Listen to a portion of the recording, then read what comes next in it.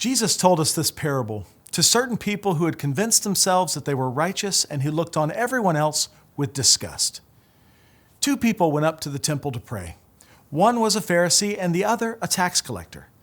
The Pharisee stood and prayed about himself with these words, "God, I thank you that I'm not like everyone else, crooks, evildoers, adulterers, or even like this tax collector.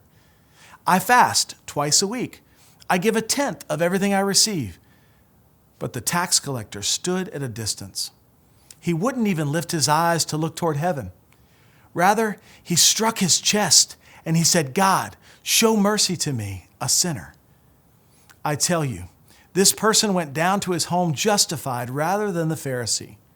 All who lift themselves up will be brought low, and those who make themselves low will be lifted up. Hello, my name is Jason, and I'm not just a pastor here at Resurrection, I'm a sinner. I mean a great sinner in need of God's great grace. When I read this powerful gut check passage in Luke, I'm reminded that whenever I find myself celebrating my own righteousness, then I'm in need of a strong dose of humility. It seems to me that we come before God with the desire to feed on God's love, God's grace, God's values, God's characteristics. And this is the posture that we take.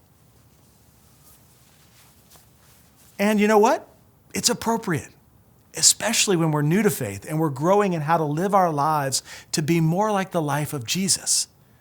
There is a moment, though, when we must transform into this posture. A posture of humility that Jesus so richly showed in his life and teachings. It's in this passage that he's teaching an important message, a message the Pharisee missed, a message I often missed. He missed that transformation of our posture to God and to others must begin and end with humility. Humility is a key characteristic of the most faithful, and we are all in need of God's grace. So may we grow in humility as we accept God's mercy in our lives. Throughout this series of devotionals, we hope to invite you to a practice.